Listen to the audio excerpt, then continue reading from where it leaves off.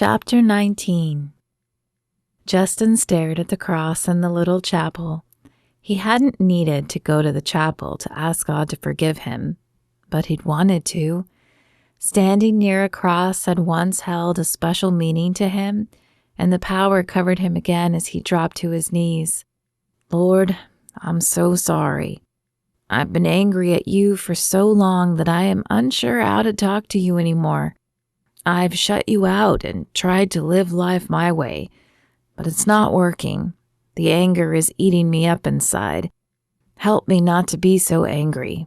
Help me open the doors and let you back in. He was sure there was more he needed to say, but the words wouldn't form, so he let his heart do the talking for him. When he had poured out everything he had, he opened his eyes and stood. "Thank you," he said to the chaplain, who stood off to the side. "You are most welcome. Is there anything else I can do for you?"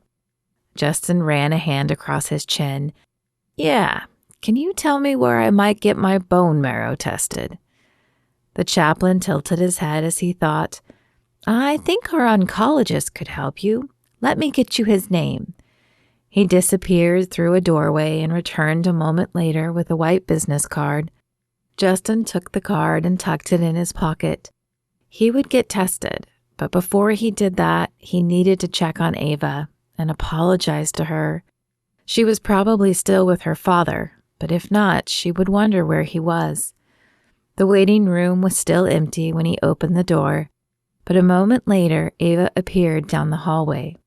She smiled when she saw him, but it wasn't her normal smile.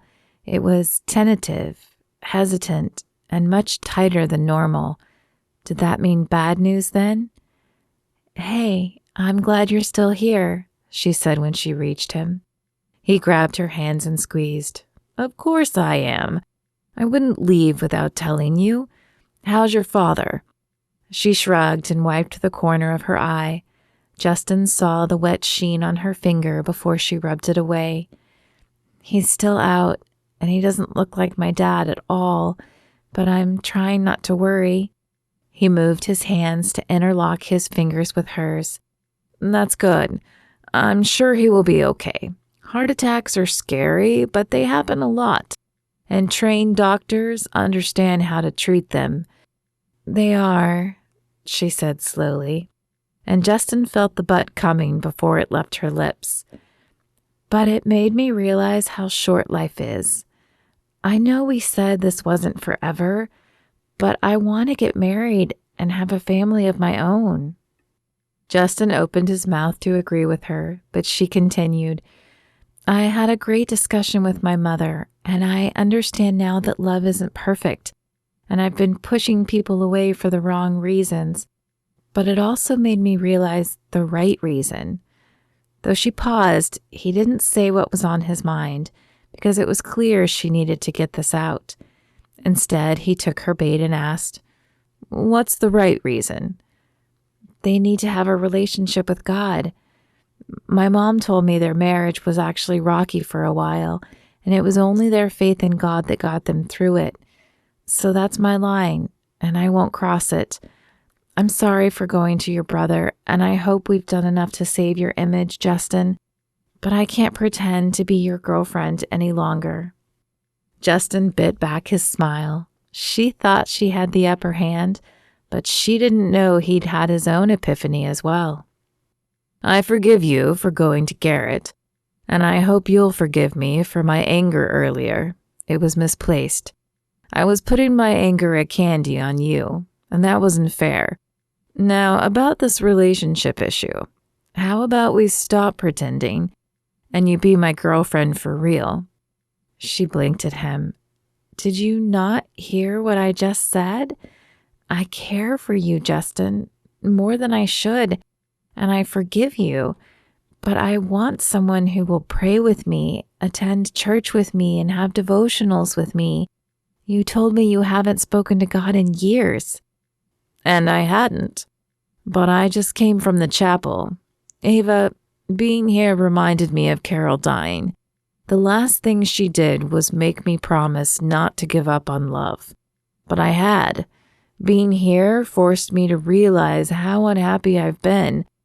And while I was waiting for you, Margie approached me. Evidently, she volunteers here. She helped me see that part of that unhappiness was giving up on love, but the other part was giving up on God. So I asked him to forgive me and help me get over my anger, and I'm going to get my bone marrow tested to see if I can help Garrett. Her eyes widened. You are? He nodded. It's the right thing to do. And you were right. I'd never forgive myself if I could have helped Garrett and didn't. I'm still hurt and angry at them both, but I'm willing to work on letting it go, and I'm hoping you'll help me with that. Me? Yes, you. You've turned my world upside down since I met you, and now I can't imagine you not in it. You even got me to relax about my hair. She smiled as she ran a hand through it. We've still got some work to do there. What do you mean? I know it's crazy looking right now, and probably because I only used half a can today instead of the full can. She giggled and moved her hand to his neck. That's a start. And can we talk about the jeans? He glanced down at his pants. What about my jeans? They have a permanent crease, Justin. Who irons blue jeans? Her other hand joined the first around his neck, and he moved his arms to the small of her back. You mean that's not a thing? He lowered his head slightly, bridging the gap between their lips. That is most definitely not a thing. Her eyes held his as her lips parted in invitation. Then I guess it's a good thing I have you to help me. He pressed his lips against hers, savoring the softness of the kiss.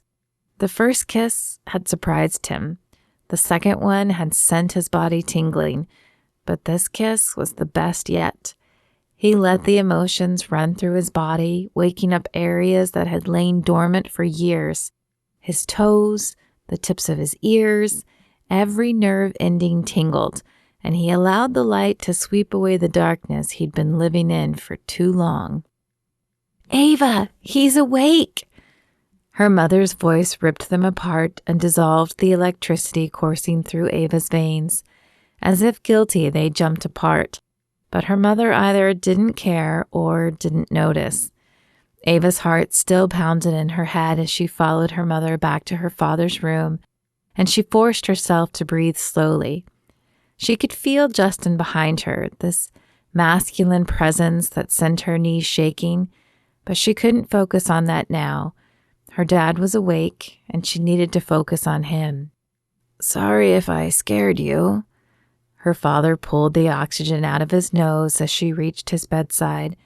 His voice was so quiet and so unlike his normal deep timbre that Ava wasn't sure he had actually spoken until his eyes found her.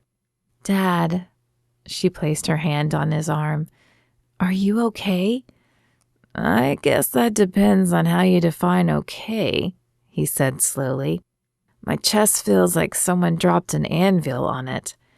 The corner of his mouth twitched into a small smile. Better than feeling nothing, though, I guess. Dad, don't kid about stuff like that, Ava said. It's not funny. Relax, honey. I'll be fine.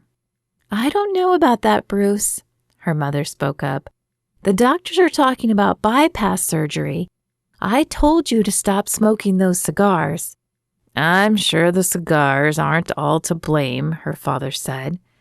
No, but they certainly don't help. You have to eat better, Dad. Okay, I will. His eyes flicked to Justin behind her. Are you going to introduce me to your friend? Oh, right.